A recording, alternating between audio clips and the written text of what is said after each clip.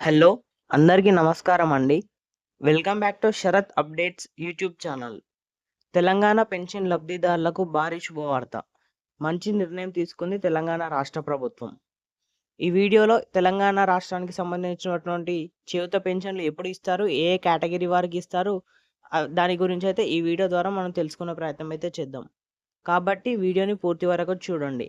అలాగే వీడియోని లైక్ చేసి ఛానల్‌ని సబ్స్క్రైబ్ చేయండి. తెలంగాణ రాష్ట్ర ప్రభుత్వం పెన్షన్లకు సంబంధించి కొత్త నిర్ణయాలు తీసుకుంటుంది.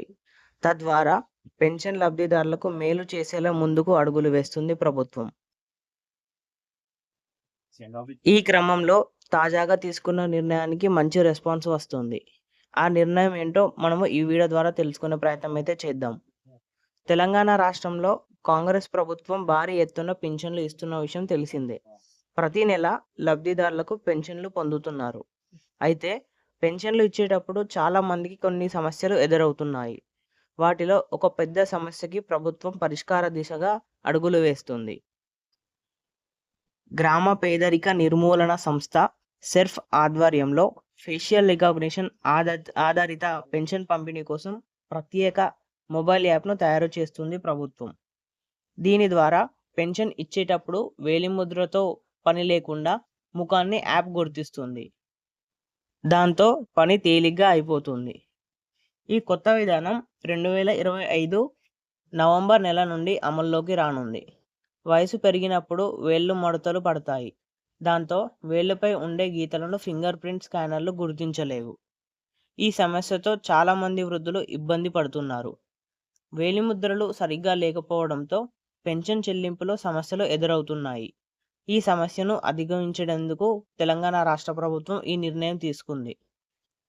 తెలంగాణలో ప్రస్తుతం వివిధ కేటగిరీల కింద 42,96,000 మంది పెన్షన్ లబ్ధిదారులు ఉన్నారు. వారందరికీ నెల నెల పెన్షన్ వస్తుంది. వారిలో దివ్యాంగులకు నెలకు 4,016 రూపాయలు ఇస్తుండగా ఇతర పెన్షన్ లబ్ధిదారులకు 2,016 చొప్పున చెల్లిస్తున్నారు. ఫేస్ రికగ్నిషన్ యాప్ ద్వారా పెన్షన్ లబ్ధిదారులు ఇంటి నుంచే తమ గుర్తింపును నిర్ధారించుకోవచ్చు. దీంతో బ్యాంకులు లేదా కార్యాలయాలకు వెళ్లాల్సిన అవసరం చాలా వరకు అయితే తగ్గుతూ వస్తుంది. సెర్ఫ్ టీమ్ తయారు చేసే యాప్లో సెల్ఫీ తీసి అప్లోడ్ చేస్తారు. దాంతో ఆ సెల్ఫీని యాప్ గుర్తిస్తుంది, లబ్ధిదారుడిగా చెబుతుంది. దాంతో గుర్తింపు ప్రక్రియ పూర్తవుతుంది. ఇది వృద్ధులకు మరింత సౌలభ్యాన్ని కల్పిస్తుంది. వెంటనే పెన్షన్ పొందగలరు. తద్వారా పెన్షన్పై టెన్షన్ పొందే అవకాశం ఉండకుండా పోతుంది. ఈ టెక్నాలజీ కొత్తదేమీ కాదు. ఇప్పటికే రాష్ట్రంలో కొన్ని రంగాల్లో విజయవంతంగా పరీక్షించారు. ఉదాహరణకు గతంలో ఎన్నికల సందర్భంగా ఓటరు గుర్తింపు కోసం ఫేషియల్ రికగ్నిషన్లు పైలట్ ప్రాజెక్టుగా ఉపయోగించారు. ఇప్పుడు ఈ టెక్నాలజీని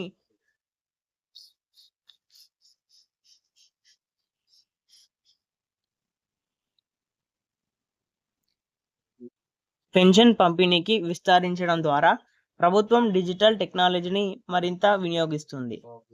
ఈ విధానం వృద్ధులకు సౌకర్యవంతంగా ఉండడమే కాకుండా పెన్షన్ చెల్లింపులో పారదర్శకతను, ఖచ్చితత్వాన్ని కూడా మెరుగుపరుస్తుందని అధికారులు భావిస్తున్నారు. ఈ యాప్ అమల్లోకి రాకముందే కొన్ని సవాళ్లు అయితే ఎదుర్కొంటుంది. గ్రామాల్లో స్మార్ట్ ఫోన్ వినియోగం, ఇంటర్నెట్ కనెక్టివిటీ తక్కువగా ఉంది. దాన్ని మెరుగుపరచాల్సిన అవసరం అయితే ఉంది. దీనిపై మంత్రి శ్రీధర్ బాబు గారు తెలుపుతూ, అలాగే ఈ యాప్ను వృద్ధులు సులభంగా ఉపయోగించేలా రూపొందించడానికి టెక్నాలజీ ట్రైనింగ్ కూడా అవసరం కావచ్చు. తెలంగాణ యొక్క డైలీ పెన్షన్ అప్డేట్స్ కోసం మన ఛానల్ని సబ్స్క్రైబ్ చేయండి. వీడియోలో కొంచెమైనా సమాచారం తెలుసుకున్నట్టు అనిపిస్తే లైక్ చేయండి.